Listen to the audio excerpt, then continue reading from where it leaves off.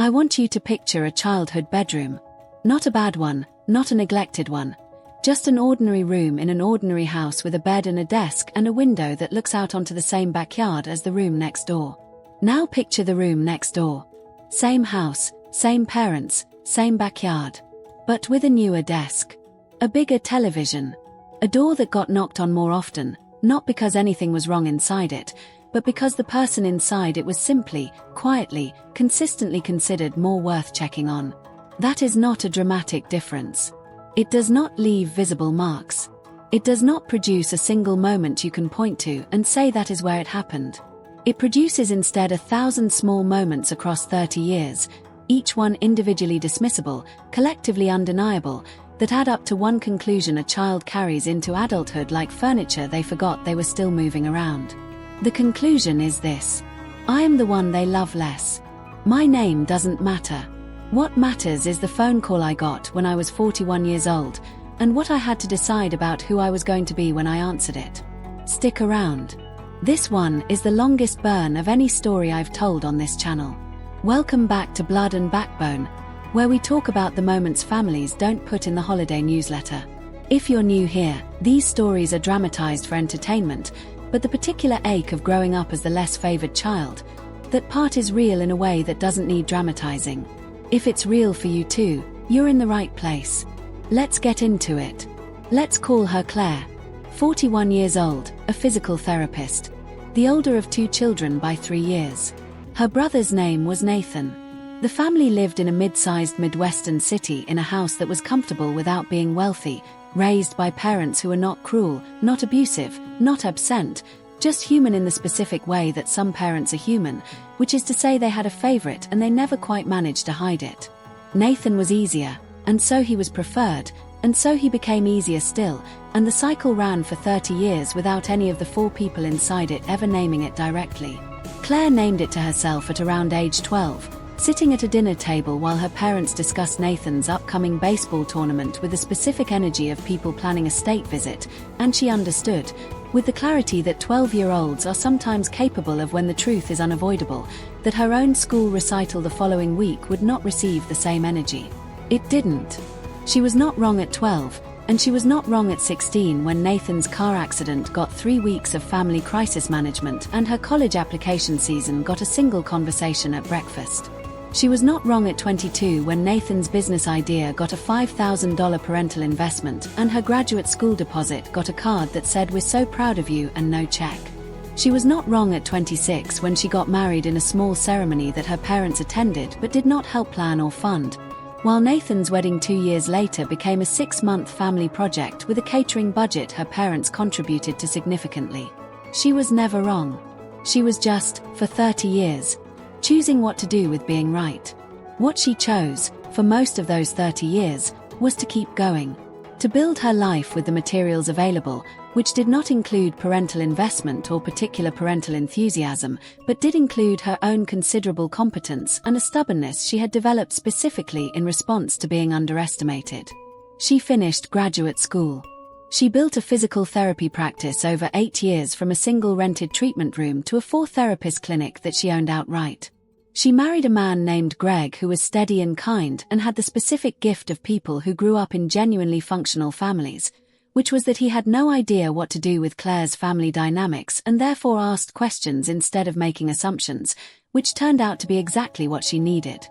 She had 2 children. She built a life that was, by any honest measure, full and good and hers in a way that felt earned rather than given. She also, across those years, maintained a relationship with her parents that was functional on the outside and careful on the inside. She called on Sundays. She came home for Christmas. She sent birthday gifts on time and thank you notes after visits.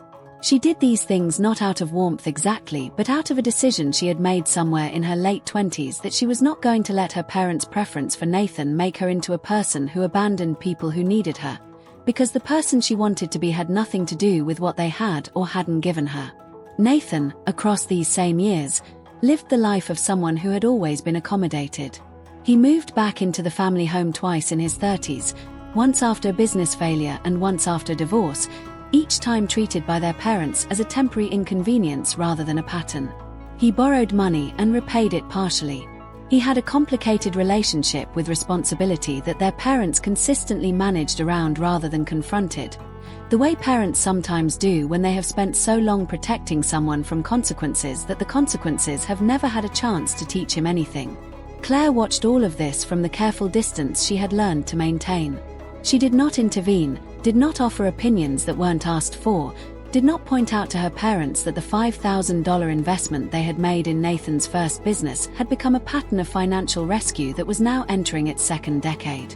She watched, and she noted, and she continued building her own life, which required none of their resources and produced none of their concern. Then her parents got old. This is not a dramatic event. It happens to everyone's parents, gradually and then suddenly, the way most significant things happen. Her father had a mild stroke at 72, recovered well but not fully, and required ongoing care management. Her mother developed arthritis severe enough to limit her mobility and, within a year of the stroke, was no longer comfortably managing the house or the logistics of two people's medical needs on her own. Nathan, who lived 20 minutes away, was not available in the ways that availability requires, which is consistent, organized, emotionally present, and willing to handle the unglamorous administrative work of aging parents. He showed up for the visible moments. The hospital waiting room.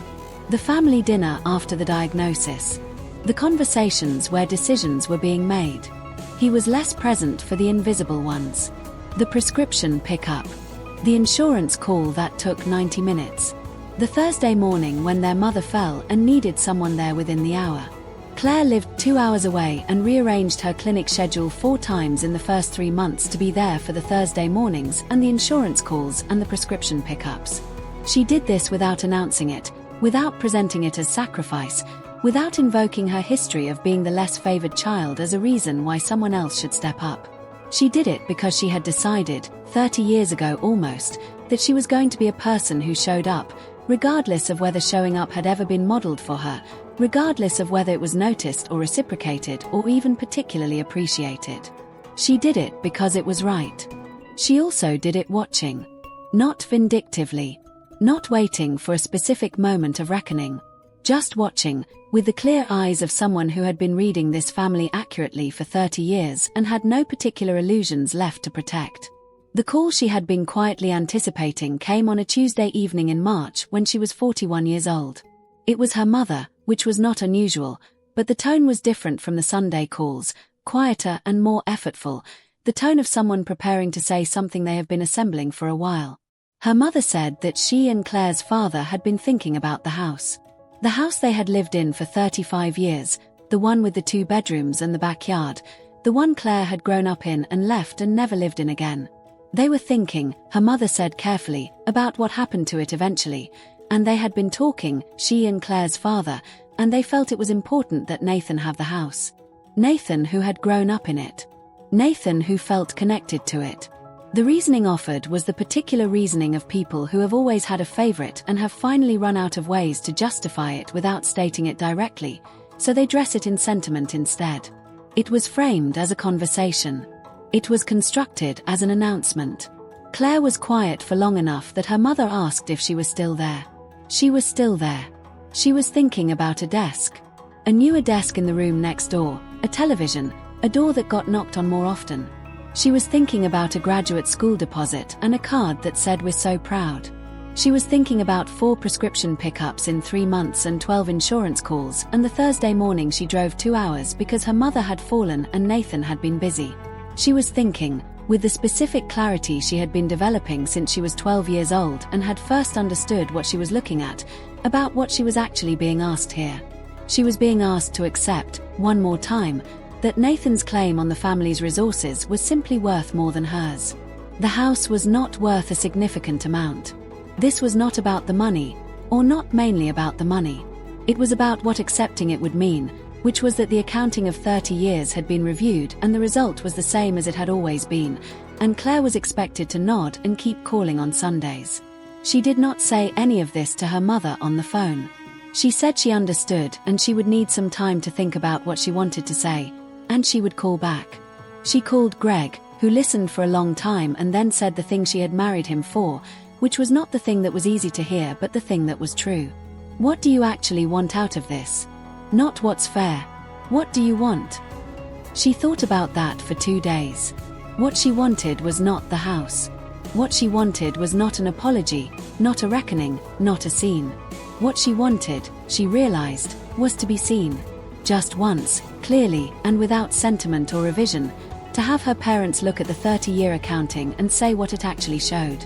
She called her mother back on Thursday and she said it plainly, without drama and without cruelty, in the tone she used when she was delivering difficult information to a patient about their recovery timeline, which was honest and clear and as kind as honesty can be. She said that she had spent 30 years watching Nathan receive what she was not given. She listed, not extensively, not to wound, just to establish that she had been paying attention the whole time, a handful of the moments that had mattered. The graduate school deposit. The wedding fund. The business investment. The Thursday mornings in the last 3 months. She said she was not asking them to change the house decision, because that was their decision and she was not interested in fighting over property.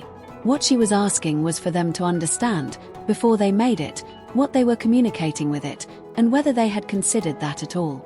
The phone was quiet for a very long time.